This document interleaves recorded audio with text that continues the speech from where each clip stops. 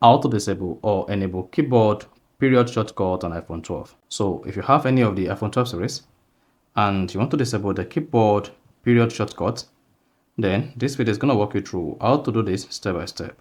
So if you don't know this, you found this often informative, please don't forget to like and then subscribe. Now, to disable your keyboard period shortcut on your iPhone 12, all you just need to do is go ahead and put the settings up on your iPhone. On the settings page, scroll down, locate general and click on that. Now, once you select the general button, you want to scroll down the page, locate keyboard, and then click on it.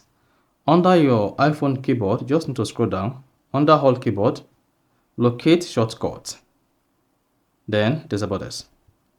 Now, if you're using iPhone 16 or iPhone 15, you just need to scroll down the bottom, then you see the period shortcut there, then tap it to disable it.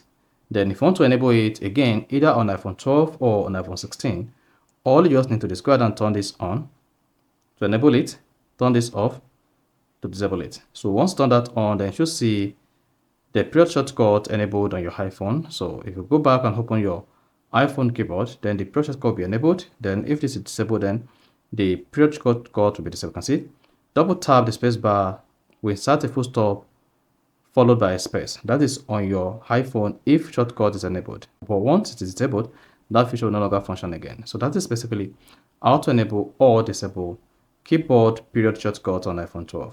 So if you found this often informative, please don't forget to like and then subscribe.